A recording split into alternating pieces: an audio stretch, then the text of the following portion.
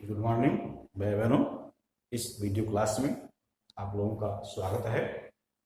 यह video class कक्षा 9 के भाई बहनों के लिए विषय जीव विज्ञान बायोलॉजी से लेसन 6 के अंतर्गत टिश्यू है और टिश्यू में कनेक्टिव टिश्यू चल रहा है।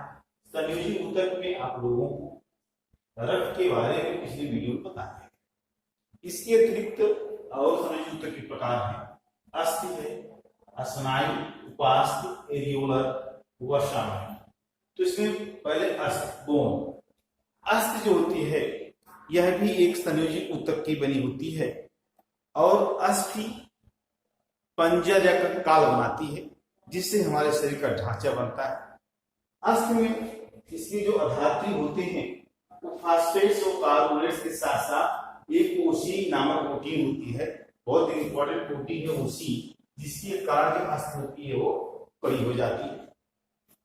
इस अस्थि की अधात्री में अस्थि कोशिकाएं धंसी रहती हैं। यहाँ देखिए ये जो ऐसे दिखाया गया है फिगर, ऐसे बहुत सी बनाने थे ऐसे ऐसे इस तरीके से। ये अस्थि कोशिकाएं हैं इसी अधात्री में, अर्थात फास्फेट्स और कार्बोनेट्स तथा प्रोटीन के बीच में जो होती है अस्थि कोशिकाएं, जिसे एस्ट्रोसाइट्स कहते हैं, तो धंसी रहती है। यहाँ पर एक अस्थि का कार्ड दिखाई गई है, बीच में यह रुधिरवाहिका है और केंद्रीय नाल है। केंद्रीय नाल से होकर रुधिरवाहिका जा रही है। इस प्रकार यहाँ पे आपको कार्ड दिखाई गई है। तो अस्थि जो होती है, अस्थि के कार्य अगर देखते हैं तो ये शरीर का पंजर बनाते हैं, अर्थात कंकाल तंत्र निर्माण का कार्य करते हैं। साथ साथ जो होते हैं मांसपेशियों व शरीर के मुख्य अंगों को सहारा प्रदान करते हैं। मांसपेशियां जो होती हैं इसी पर लगी होती हैं। मांसपेशियों के साथ साथ होते हैं इसी पर अन्य अंग भी इसी से जुड़ते हैं, वो जुड़े रहते हैं। इसके अतिरिक्त अस्थि मज्जा की कोशिकाएं रुधिर कोशिकाओं का निर्माण करती हैं। देखिए हड्डियां जो मोटी मोटी हड्डियां होती हैं, अस्थि होती हैं, उनके बीच में बोन मैरो होता है, इसे हम अस्थि मज्जा कहते हैं। और यही बोन मैरो के बीच से ही जो है वो रक्त कणिकाओं का विशेष रूप से जो है वो आरबीसी, डब्ल्यूबीसी, आरबीसी का निर्माण होता है। इस प्रकार एक साथ कर सकते हैं कि बोन मैरो से ही रक्त कणिकाओं का निर्माण होता है। अस्थि बात हो गई। दूसरा आता है स्नायु कंडरा, लिगामेंट्स एंड टेंडन्स। तो भैया बहनों लिगामेंट्स एंड टेंडन जो होते हैं ये तंतुमय लचीले होते हैं और इनसे जो होता है ये हमारी मांसपेशियों को आपस में अर्थात हड्डियों के साथ चिपकाने का कार्य करती है। इसके साथ साथ जो होती हैं ये अस्थि को अस्थि से जोड़ने का कार्य करती हैं। बहुत ही मजबूत व तंतुमय स्नायु कंडरा एक प्रकार से संयोजी ऊतक का ही उदाहरण होता है। ये लचीली व तंतुमय होते हैं। ये हड्डियों को एक जो जोड़ होते हैं उनको बांधने का कार्य करते हैं। जो ये लिगामेंट होता है, जैसे एक हड्डी का टुकड़ा दूसरी हड्डी को जोड़ने का कार्य करता है, इस प्रकार से वह कार्य होता है इसका लिगामेंट और स्नायु का। दूसरा टेंडन होते हैं, टेंडन से कंडरा कहते हैं। ये भी संयुक्त के प्रकार होते हैं और ये मांसपेशियों को अस्थियों से जोड़ने का कार्य करते हैं। अर्थात मांसपेशियां अस्थियों से जहां जुड़ी होती हैं तो उनके बीच में क्या होते हैं, ये कंडरा होते हैं, टेंडन्स होते हैं जो मांसपेशियों को अस्थियों से जोड़ने का कार्य करते हैं। इस प्रकार से स्नायु लचीले एवं दृढ़ होते हैं, जबकि कंडरा जो होती हैं इनमें भी लचीलापन तो सीमित होता है लेकिन मजबूत बहुत अधिक मात्रा में होती हैं।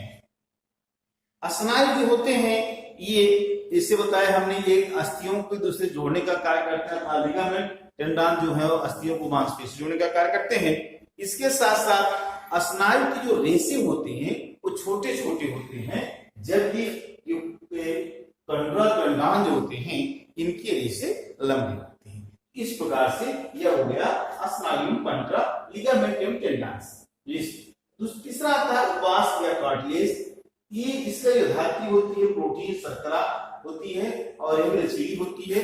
इसकी उपास्थि के बीच में कोशिकाओं के बीच में काफी गैपिंग होती है, अर्थात काफी कोशिकाएं जो होती हैं दूर दूर होती हैं। इसलिए जो हमें फिगर हमने दिखाया है, एक उपास्थि दिखाया गया है, एक धात्री दिखाया गया है और एक उपास्थि सेल। क्या है ये?